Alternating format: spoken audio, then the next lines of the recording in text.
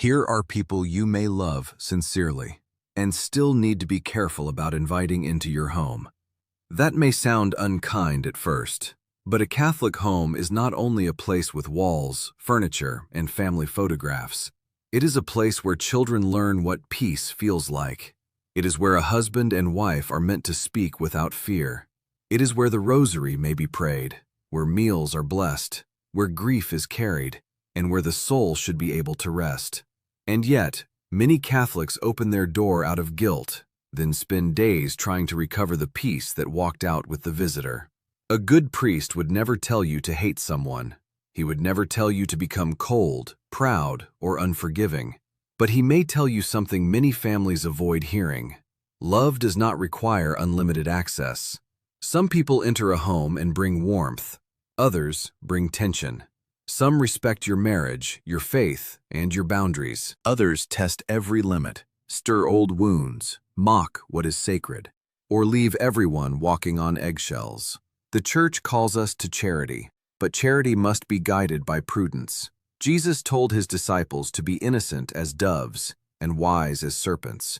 That means a faithful Catholic heart can remain merciful without becoming careless. So, in this message, we will look at 7 kinds of people you should be very careful about letting into your home. Not because every difficult person is evil, not because every disagreement requires a closed door, but because peace, safety, and spiritual order are gifts you are responsible for protecting. And stay with me until the 7th person, because that final warning is the one many generous Catholics recognize only after years of being used. Remember this phrase: charity does not require careless access. Your home can be welcoming without becoming unguarded. Before we name the first person, we need to settle something that troubles many good Catholics. Setting a boundary is not the same as refusing to forgive. Forgiveness is a command of Christ.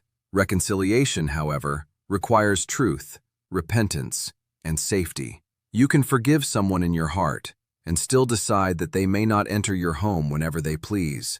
You can pray for a relative and still refuse to let them insult your spouse, frighten your grandchildren, or turn every family gathering into a battlefield. Many older Catholics were raised to believe that keeping the peace meant staying silent.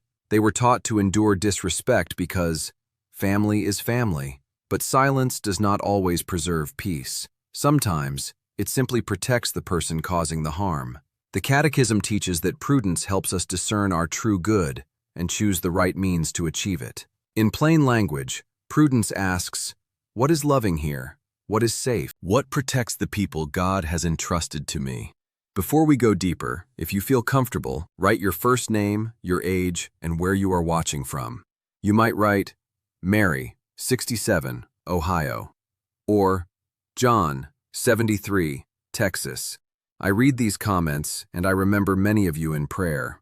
It reminds us that Catholics in their 50s, 60s, 70s, and beyond are carrying the same family burdens quietly. Now stay with me, because the first person on this list often appears harmless. They may smile, they may bring food, they may speak in a soft voice, yet after they leave, relationships are damaged. Here is the test. When someone visits, does your home become more peaceful, more truthful, and more charitable? Or do suspicion, resentment, and confusion begin spreading from room to room? Charity does not require careless access. And the first person you must watch carefully is the one who divides people, while pretending to care about everyone. The first person you should be careful about letting into your home is the divider who carries gossip. This person rarely announces their purpose. They may arrive with concern in their voice and say, I only thought you should know. But what follows is usually a private conversation that was never theirs to repeat, a criticism presented as prayer, or an old family wound reopened at your kitchen table. Gossip does not remain a small thing. In Catholic moral teaching, detraction means revealing another person's faults without a serious reason. Calumny means damaging someone's reputation through falsehood. Both can wound families deeply, because once suspicion enters a home, it is difficult to remove. I think of an older Catholic couple who had been married for more than 40 years. Their home was peaceful, until one relative began visiting often. She spoke badly about their adult children.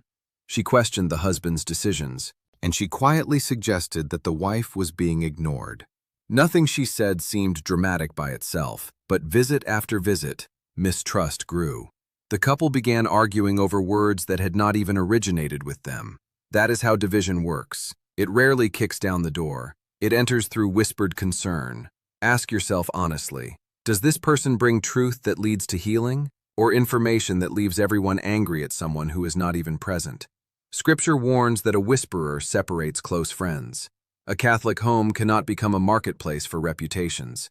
If someone repeatedly uses your living room to criticize relatives, share secrets, or recruit you into family conflict, you may need to say calmly, "We do not speak about them this way in our home." That sentence is not cruelty, it is protection. And if they refuse to stop, the visits may need to stop as well.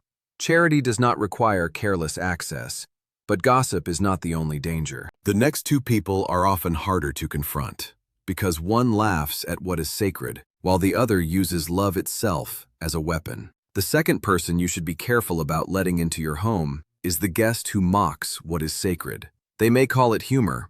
They may roll their eyes when you bless the meal. They may make sarcastic remarks about confession, or speak disrespectfully about the Mass, the priesthood, Our Lady, or the Eucharist. Then, when you object, they accuse you of being too sensitive. But a Catholic home should not become a place where Christ is treated as a joke. This does not mean every visitor must share your faith. Hospitality can be offered to people who believe differently. The problem begins when disagreement becomes contempt, and contempt is repeatedly brought beneath your roof. You may need to say, "You are welcome here, but our faith will be respected in this home." That is not intolerance. It is a clear boundary. You are not rejecting the person. You are refusing to let contempt become normal in the place where your family prays.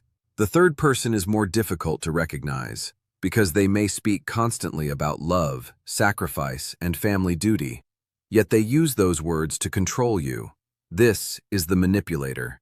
They remind you of every favor they have ever done. They pressure you to lend money you cannot afford to lose. They criticize your spouse, and then claim they are only protecting you. They arrive without asking. They demand explanations for private decisions, and they treat the word "no" as a personal betrayal. Picture a woman in her late 60s whose adult brother called every week with a new crisis. She paid his bills, she excused his insults, and she allowed him to speak harshly to her husband because she feared being an unloving sister. Eventually, her marriage became strained, and her own home no longer felt peaceful. A priest would gently remind her that marriage creates a real obligation. Your spouse is not an outsider in your family. The covenant of marriage deserves protection. So ask yourself, does this person respect the authority and peace of your household, or do they try to govern it through guilt? Charity does not require careless access. And do not rush past the next warning, because when manipulation turns into rage, the question is no longer only about peace. It may become a question of safety. The fourth person you should be extremely careful about letting into your home is the person ruled by uncontrolled anger.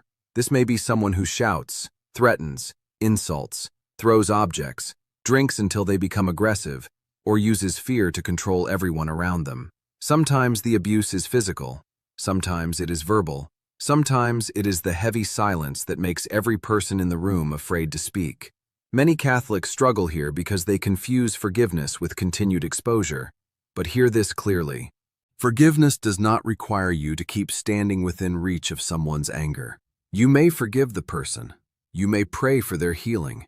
You may hope they seek counseling, confession, treatment, or real accountability. But you are not required to allow them into a home where a spouse, child, grandchild, elderly parent, or vulnerable person could be harmed. Scripture warns against close association with a person given to rage, because anger can spread its ways to others. A home shaped by repeated explosions begins to change. Children become watchful. Adults stop speaking honestly. Everyone learns to manage the angry person, rather than live freely. That is not peace.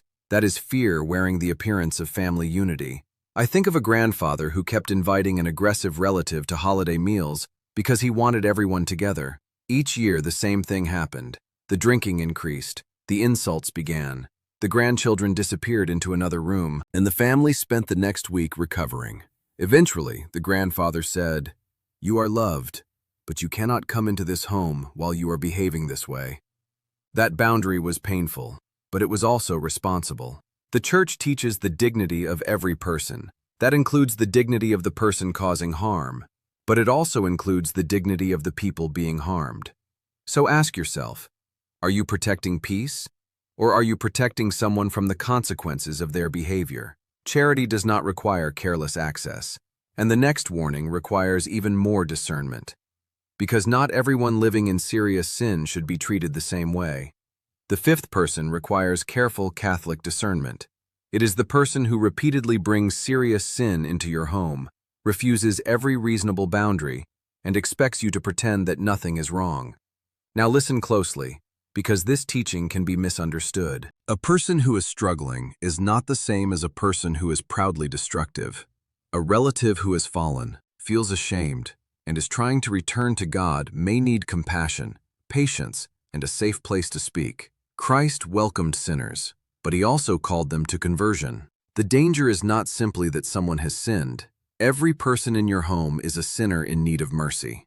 The danger comes when a guest insists on bringing drunkenness, drugs, sexual misconduct, blasphemy, criminal behavior, or open contempt for your household's moral boundaries into the place where your family lives. This matters especially when children or grandchildren are present. Young people learn not only from what adults teach, they also learn from what adults repeatedly permit. Yet be careful not to become self-righteous. Catholic teaching does not permit us to treat another person as contaminated or beyond redemption. Your task is not to humiliate them. Your task is to make the boundary clear. You may say, "I love you, I want good for you, but this behavior cannot happen in our home." That sentence holds mercy and truth together. St. Augustine understood that loving a person does not mean loving what destroys them. Real charity desires the salvation, dignity, and healing of the other person. Sometimes that means offering a meal, helping them find treatment, driving them to speak with a priest, or praying with them. But it does not always mean giving them unrestricted access. Ask yourself, am I accompanying this person toward repentance, or am I helping them avoid responsibility? This is where many Catholics become trapped by guilt. They fear that a boundary will push someone away from God. But permissiveness can also communicate that serious sin does not matter. Charity does not require careless access. The sixth person may not appear openly immoral or dangerous. They may even believe they are helping you, but they slowly weaken the unity of your marriage, your privacy, and your authority under your own roof. The sixth person you should be careful about letting into your home is the boundary breaker who treats your marriage, your privacy, and your household decisions as if they belong to them. This person may arrive unannounced. They may question how you spend money. They may criticize how you raise your children, or speak negatively about your spouse. They may insist that because they are your parent, sibling, or longtime relative, they should have a voice in every private decision. But Catholic marriage creates a new household. Scripture teaches that a man leaves his father and mother and is joined to his wife, and the two become one. That does not mean parents are discarded.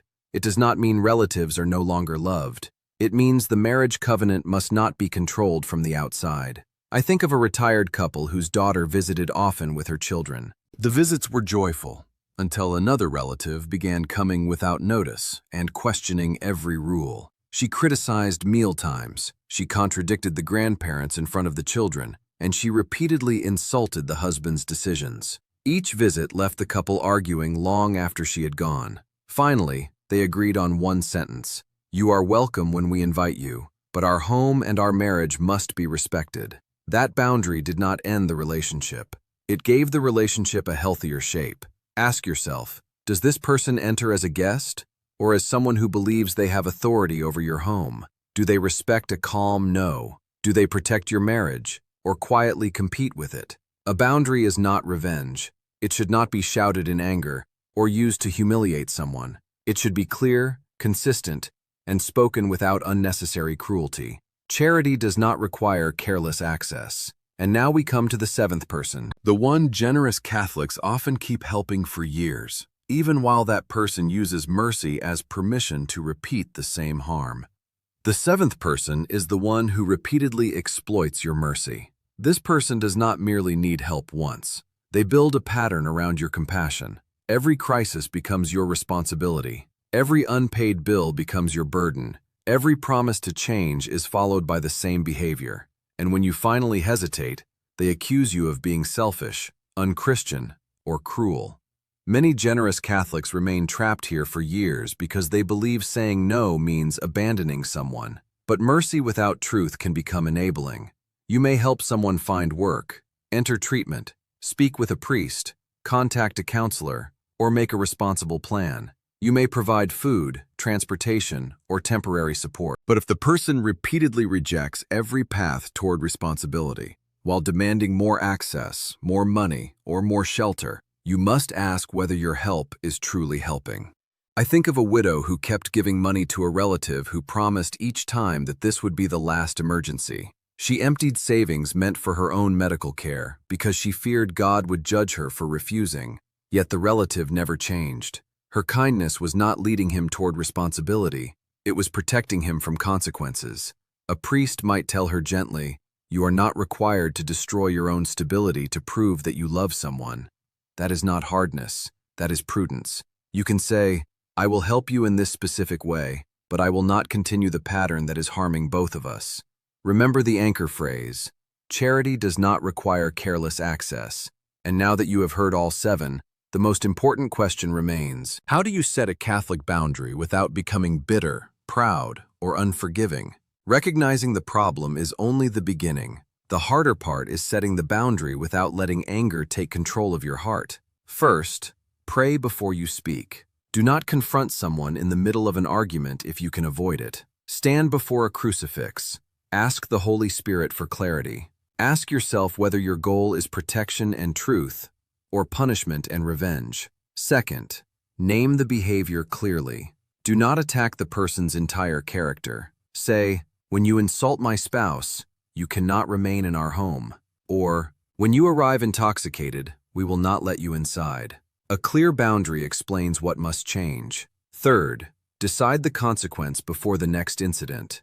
A boundary without a consequence is only a request. If someone ignores the rule, end the visit, refuse the invitation, or meet them in a public place instead. Consistency matters. Fourth, protect the vulnerable first. If children, grandchildren, an elderly parent, or a frightened spouse is involved, their safety must not be sacrificed to preserve appearances. Forgiveness does not require access to the person who continues causing harm. Fifth, seek wise Catholic guidance.